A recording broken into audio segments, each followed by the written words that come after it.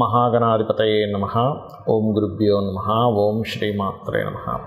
పరమేశ్వర స్వరూపమైనటువంటి జ్యోతిష, వాస్తు మరియు ఇతర అనేకమైనటువంటి శాస్త్రములను మనకు అందించినటువంటి మహర్షులకి నమస్కారం. హయగ్రీవ హయగ్రీవ హయగ్రీవేతి యో వదేత్తస్య నిస్సరతే వాణీ జన్మకన్యా ప్రవాహవత్. అరుణాం కరుణాతరంగితాక్షీం ధృతపాశాంకుశపుష్పబాణచాపాం అనిమాదివిరావృతాం మయూకైః అహమిత్యేవ విభావయే భవానీం. శ్రీమాత్రే నమః. ప్రేక్షకులకి ఆ లలితాంబిక అమ్మవారి యొక్క అనుగ్రహం పరిపూర్ణంగా కలగాలని మనస్ఫూర్తి కోరుకుంటూ మనం ఈరోజు చెప్పుకోబోయే టాపిక్ ఏమిటంటే, చాలామంది వ్యాపారాలు చేస్తూ ఉంటారు. కొంతమందికి అద్భుతంగా కలిసి వస్తే మరి కొంతమంది నష్టపోతూ ఉంటారు. అదేవిధంగా ఆ వ్యాపారాల్లో కూడా కొంతమంది పార్ట్నర్షిప్స్లో చేస్తుంటారు. అంటే అలాగా ఈ జాతకుడు ఇంకొకరు కలిసి పార్ట్నర్షిప్లో చేయడం, అందులో కొంతమంది ఓన్లీ ఇన్వెస్ట్మెంట్ చేయడం, అవతల వాళ్ళు చూసుకోవడం, ఇలా రకరకాలుగా ఇద్దరు ముగ్గురు కలిసి చేస్తూ ఉంటారు. అయితే ఈ వ్యాపార విషయాల్లో చాలామంది ఏమనుకుంటారంటే, నక్షత్రం టు నక్షత్రం, అంటే వీళ్ళది పలానా నక్షత్రం, అవతల వాళ్ళది ఇంకో నక్షత్రం అయినప్పుడు ఆ నక్షత్రాలు కలిస్తే చేయొచ్చు, నక్షత్రాలు కలవకపోతే వ్యాపారం పార్ట్నర్షిప్ చేయకూడదు అనుకుంటారు. అది పూర్తిగా రాంగ్. గుర్తుపెట్టుకోండి. అసలు అది ఎలా చూడాలి? ఎవ్రీ లగ్న, అంటే 12 లగ్నాలు, మనకి లగ్నం తెలియని వారు రాసి చూసుకోండి, బట్ లగ్నమే చూసుకోవాలి. ప్రతి లగ్నానికి అసలు వ్యాపారం అభివృద్ధి అవ్వడానికి ఏం చేయాలి, ఒకవేళ పార్ట్నర్షిప్స్ చేస్తున్నాము కానీ పాడైపోయింది అన్నప్పుడు దానికి రెమెడీ ఏం చేసుకోవాలి, అసలు పార్ట్నర్షిప్ చేయడానికి మీ లగ్నరీత్యా సప్తమ స్థానాధిపతి ఎవరు చూడాలి, అదేవిధంగా మీరు ఏదైనా ఒక వ్యాపారం చేసుకోవాలంటే అసలు మీ జాతకంలో ఏం చూసుకోవాలనేటువంటి విషయాలు మనం ఇప్పుడు తెలుసుకుందాం. వృషభ లగ్నము లేదా వృషభ రాశి, అసలు లగ్నం నుంచే చూసుకోండి. సర్వసాధారణంగా వృషభం వారికి బిజినెస్ తెలివితేటలు ఎక్కువగా ఉంటాయి. బికాజ్ ఆఫ్ పంచమ స్థానాధిపతి బుధుడు అయ్యాడు కాబట్టి.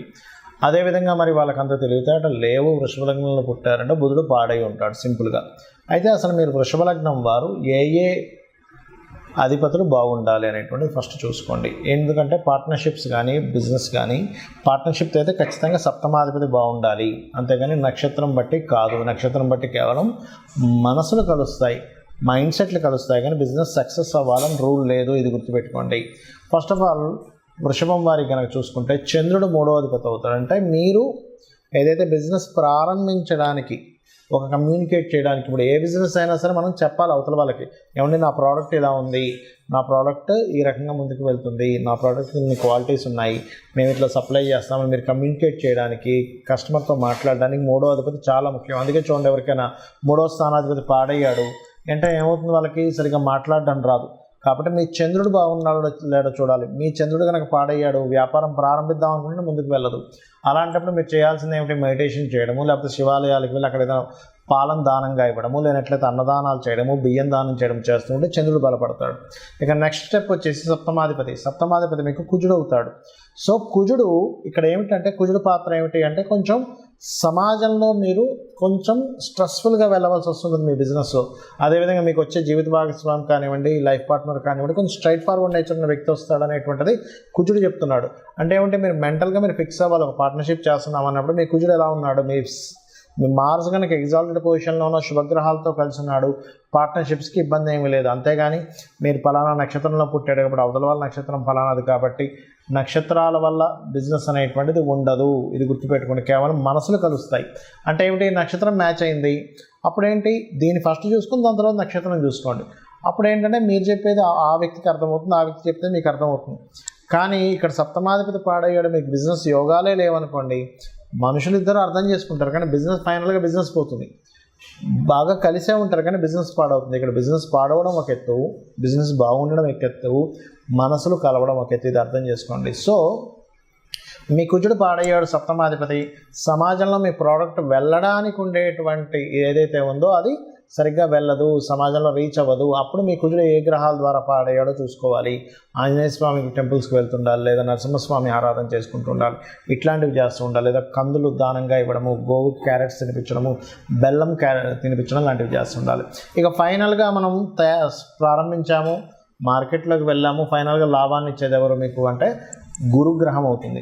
సో ఈ గురుగ్రహం కనుక బాగుంటే ఫైనల్గా లాభాలు వస్తాయి. అంటే బాగుండడం అంటే ఏంటి, పాపగ్రహ సంబంధం లేకుండా శుభగ్రహ సంబంధం ఉంటూ శుభస్థానాల్లో ఉంటూ ఎటువంటి బ్యాడ్ పోర్ట్ఫోలియోస్ రాకుండా ఉండాలి. ఈ జూపిటర్ కనుక బాగున్నాడు అనుకోండి, మీరే బిజినెస్లో గురువు అవుతాడు. అంటే ఏంటి, అరే ఆయన చూసి మనం నేర్చుకోవాలి, ఎంత చక్కటి ప్రణాళిక వేశారు, బిజినెస్ గురువు అంటూ ఉంటారు. అంటే ఏమిటి, అబ్బా ఎంత బాగా చేశాడని మిమ్మల్ని ఫాలో అవుతారు. మీ జుట్టు కనుక బాగుండి మీరు ఆ రకంగా లాభాలు కనుక సంపాదించగలిగితే. అదేవిధంగా ఒక్కొక్కసారి ఆ గురువే కనుక ధనాన్ని ఇచ్చేవాడైతే ఏమవుతుంటుందంటే సర్వసాధారణంగా మీరు దానికి సంబంధించిన ట్రైనింగ్ సెంటర్స్ కూడా పెడుతూ ఉంటారు. ఈ రకంగా జుట్టర్ బాగోలేడు ఉదాహరణకి, అప్పుడు ఏమవుతుంటుంది, మీ ద్వారా ఇంకోటి పాఠం నేర్చుకుంటాడు. ఏంటి, అమ్మో వీడు ఇలా చేసి, ఈ వ్యక్తి ఇలా చేసి, అమ్మాయి కావచ్చు అబ్బాయి కావచ్చు ఈ రకంగా చేసి నష్టపోయారు కాబట్టి ఆ రకంగా చేయకూడదు అని నేర్చుకుంటారు. కాబట్టి ఏమిటి, మీకు ఫైనల్గా మీకు ప్రోడక్ట్ వచ్చేసి మీకు ఫైనల్గా మీకు లాభాలు రావాలంటే దత్తాత్రేయుడి యొక్క ఆరాధన చేయడము, దక్షిణామూర్తి స్తోత్రాలు చదవడము, జై గురుదత్త శ్రీ గురుదత్త అనుకుంటూ ఉండడం, అన్నిటికీ కూడా ఏ లగ్నం ఏ రాశి వారైనా సరే లలిత సహస్రనామాల్లో ఓం ఇంద్రగోప పరిక్షిప్త స్మరతోనా భజంగికాయ నమః నామస్మరణ చేసుకుంటే కూడా వ్యాపారాల్లో లాభం వస్తుంది. అసలు ఒక వ్యాపారం కలిసి రావాలి అంటే స్టెప్ బై స్టెప్ నేను మీకు కొన్ని విషయాలు చెప్తాను. అంటే నేను చూసిన అనేక వందల వేల జాతకాలు, అనేక మందితో మాట్లాడి అనేక వ్యాపార సంబంధించిన అనుభవాలతో చెప్తున్నటువంటి అంశం గుర్తుపెట్టుకోండి.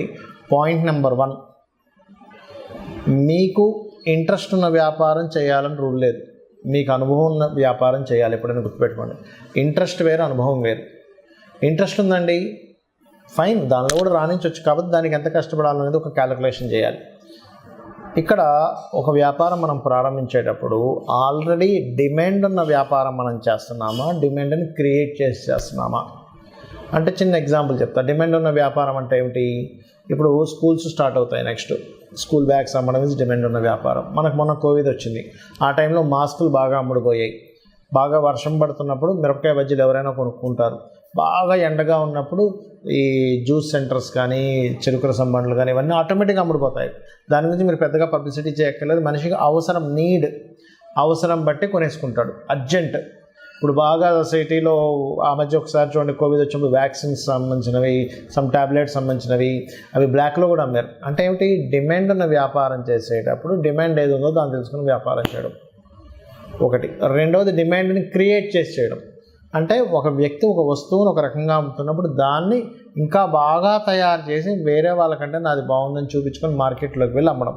ఈ రెండిట్లో మీరు దేన్ని బాగా చేయగలరు అనేది ఒకసారి ఆలోచించగలగాలి. ఇది పాయింట్ నెంబర్ 1. రెండవది, మీకు ధనం ఇచ్చేటువంటి కారకుడు నిజంగానే మీ జన్మజాతకంలో వ్యాపార యోగాలు ఉన్నాయా లేవా అనేది ఫస్ట్ చెక్ చేసుకోండి. అంటే వ్యాపార యోగం ఉంటేనే వ్యాపారంలో దిగాలి, వ్యాపార యోగం లేకపోతే వ్యాపారాల్లో దిగడం వల్ల నష్టపోవడం తప్పితే ఏమీ ఉండదు అక్కడ. దీన్ని ఎలా చూస్తారు అంటే బుధగ్రహం ఎలా ఉంది ఈజ్ మోస్ట్ ఇంపార్టెంట్. లాభాధిపతి ఎలా ఉన్నాడు, ధనాధిపతి ఎలా ఉన్నాడు. నిజంగానే బుధుడు రాసులకి లేదా ఈ యొక్క వ్యాపార కారకుడితో సంబంధం ఉందా, స్వేచ్ఛాయోగం ఉందా, అంటే శనికేతువులు ఎలా ఉన్నారు, శని రాహువులు ఎలా ఉన్నారు ఈజ్ మోస్ట్ ఇంపార్టెంట్. ఇక్కడ ఏదైనా ఒక వ్యాపారం సరే మీకు కలిసి వస్తున్న వ్యాపారం తెలిసింది, అందులో ఏంటి, అది సర్వీస్ ఓరియంటెడా ప్రోడక్ట్ ఓరియంటెడా తెలుసుకోవాలి. సర్వీస్ ఓరియంటెడ్ అయితే సర్వీసెస్ చేయడమే. అంటే లైక్ ఏదైనా ఇప్పుడు స్కూల్స్ ఉన్నాయి, సర్వీసెస్, అది ప్రోడక్ట్ కాదు. రియల్ ఎస్టేట్ సర్వీసెస్ అంటే మీరు మధ్యలో ఉండి మధ్యవర్తిగా ఎవరికైనా అమ్మిస్తున్నారు, కొనిపిస్తున్నారు, దట్ ఈజ్ సర్వీస్. అట్లా సర్వీసెస్ చేసేవి. డాక్టర్ ఉన్నాడు, సర్వీస్. ఆస్ట్రాలజర్ సర్వీస్, వాస్తు కన్సల్టెంట్ సర్వీస్, లేదా ఒక జాబ్స్ పెట్టించే కన్సల్టెన్సీ పెట్టుకుంటారు, అదొక సర్వీస్ అనమాట. అదేవిధంగా ఏదైనా ఒక రెంటల్స్కి ఇస్తున్నాము, ఇప్పుడు షామ్య మనకి ఇవి ఉంటాయి, ఏది ఒక వంట సామాన్లు కానీ లేకపోతే పెళ్లి సామాన్లు కానీ రెంట్లకి ఇస్తుంటారు. నువ్వు ఎనీథింగ్ నువ్వు ఒక రెంట్కి ఇచ్చి మళ్ళీ ఆ రెంట్ మీద తీసుకునేది కూడా సర్వీసెస్ కిందకే వస్తాయి. అంటే నువ్వు అక్కడేమీ ప్రత్యేకంగా నువ్వేమీ అమ్మట్లేదు, నువ్వు ఒక సర్వీస్ చేస్తున్నావు. నీకు సర్వీస్ ఉందా, బిజినెస్, లేకపోతే ప్రోడక్ట్ ఉందా ఈజ్ మోస్ట్ ఇంపార్టెంట్. ఇవన్నీ ఒక ఎత్తు అయితే ఏ బిజినెస్ అయినా సరే దానికంటూ ఒక లెక్క ఉంటుంది. చాలామంది తెలియని విషయం ఏంటంటే బిజినెస్ పెడతారు, నెల రోజులు చూస్తారు, 2 నెలలు చూస్తారు, అమ్మో మన వల్ల కాదు ఇది తీసేయాల్సిందే అని ఇమ్మీడియట్లీ తీసేస్తారు. ఒక మొక్క మనం నాటినప్పుడు, ఒక విత్తనం వేసినప్పుడు ఆ విత్తనం చిగురించి పైకి రావడానికి దానికి ఒక టైం పడుతుంది. అది మొక్క అవ్వడానికి కొంత టైం పడుతుంది. దాని రక్షణను ఇవ్వాలి, దానికి ప్రొటెక్ట్ చేయాలి ఆ మొక్కని, ఏ మేకలో అవి ఇవి తినేయకుండా. అది కొంచెం పెరగడానికి ఎరువులు వేయాలి. దానికి ఒక కొలమానం ఉంటుంది, 2-3 సంవత్సరాలు, 4 సంవత్సరాలు, 5 సంవత్సరాలు మనకు పండు వస్తుంది. ఆ క్యాలిక్యులేషన్ రిస్క్ తెలిసిన వాళ్ళు దాన్ని యాజ్ ఇట్ ఈజ్గా ఒక రైతుకి తెలుసు. అదే మనకు చిన్నపిల్లడు అనుకోండి, రోజు ఆ విత్తనం వేసిన దగ్గర తీసి ఇంకా మొక్క రావలేదు ఏంటని చూస్తూ ఉంటే అది మొక్కే రాదు. సో ఈ క్యాలిక్యులేషన్ ఫస్ట్ ఆఫ్ ఆల్ మీరు తెలుసుకోగలగాలి. ఇంకోటి, అనుభవం ఉన్న బిజినెస్లు ఎందుకు అన్నానంటే, అనుభవం ఏం చేస్తుందంటే, ఇప్పుడు చూడండి ఒక చిన్న ఎగ్జాంపుల్ చెప్తాను మీకు నేను. ఒక బిజినెస్ ఉంది. ఏమిటి ఆ బిజినెస్ అంటే, చిన్న ఎగ్జాంపుల్ మీకు ఏం చెప్తాను, ఒక జ్యూస్ బిజినెస్సే ఉందనుకుందాం, లేకపోతే ఒక పాల వ్యాపారమే ఉందనుకుందాం. ఒక వ్యక్తి పాల వ్యాపారం, ఇద్దరు ఫ్రెండ్స్ పాల వ్యాపారం ప్రారంభించారు. ఒక వ్యక్తి ఏమో లక్షలు సంపాదిస్తున్నాడు, ఇంకో వ్యక్తి ఏమో అప్పుల పాలయ్యాడు. అదేంటారు, నువ్వు ఒక 50 గేదెలు తీసుకొచ్చాను, నేను 50 గేదెలు తీసుకొచ్చాను, బట్ మన ఇద్దరం ఎందుకు సక్సెస్ ఫెయిల్ అయ్యేది తీసుకుంటే, ఇతనికి అనుభవం ఉంది. ఎలాంటి అనుభవం ఉంది? సక్సెస్ అయిన వ్యక్తికి ఒక గేదెని చూసినప్పుడు, ఒక ఆవుని చూసినప్పుడు ఆ దాంట్లో సెన్సిటివ్ తెలిసిపోయేది, ఇది జబ్బులో పడబోతుంది అని. అదొకటి. రెండవది, ఇక్కడ ఇతను ఓన్లీ పాలతోనే వ్యాపారం చేశాడు, కానీ మిగతా వచ్చేటువంటి వాటితో కూడా ఈయన వ్యాపారం చేశాడు. ఏంటి? ఆవులు కూడా పెంచుకొని ఆవు యొక్క గోమూత్రం అమ్మడం, ఆ పిడకల్ని కూడా అమ్మడం, దాని ఎరువులు దానికి మార్చుకోవడానికి, వీటికి కూడా వ్యాపారం చేశాడు. అంటే ఏమిటి? ఒక వ్యాపారాన్ని ఎలా చేయాలి, ఆయనకు లాస్ వస్తుంది, నాకు లాభం వస్తుంది, వాట్ ఈస్ ద రీజన్? ఇట్లాగే చాలామంది బిజినెస్లో కూడా ఏం చేస్తారు, వాళ్ళకి అవసరం లేకపోయినా స్టాఫ్ని ఎక్కువ మంది పెట్టుకుంటారు. ఆ స్టాఫ్ ఎక్కువ మంది పెట్టుకుని వాళ్ళకి శాలరీస్, ఫస్ట్లో ఎంత స్టాఫ్ కావాలి, నేను ఎంత స్టాఫ్ని రిక్రూట్ చేసుకుంటున్నాను అనేటువంటి స్ట్రాటజీస్ తెలియకపోతే కూడా లాస్ వస్తుంది. హెవీ రెంటల్స్ పెడతారు. సరే, ఓకే, ఒక్కొక్క ఏరియాలో మంచి పాష్ ఏరియాస్లో హెవీ రెంటల్స్ ఉంటాయి, కానీ దాని తగ్గట్టుగా మనం ఎన్ని రోజులు భరించాలి, ఎన్ని రోజులు భరిస్తే దానికి ఎంత కష్టపడాలని ఒక స్ట్రాటజీ కనుక వేసుకోకపోతే మీరు బిజినెస్లో రాణించలేరు. ఫైనల్గా నేను చెప్పేది ఒకటే, ఎవరైనా బిజినెస్లో రాణించాలి, బాగా లాస్లో ఉన్నామన్నప్పుడు అమ్మవారి మంత్రం ఒకటి ఉంటుంది, అది చెప్తాను ఫైనల్గా. ఏంటది అంటే, ఓం ఇంద్రగోప పరిక్షిప్త స్మరతోనా భజంగికాయే నమః అనేటువంటి నామం కనుక రోజు 40 నిమిషాలు చేసుకున్నట్లయితే ఖచ్చితంగా బిజినెస్లో సక్సెస్ అవుతారు. శ్రీమాత్రే నమః.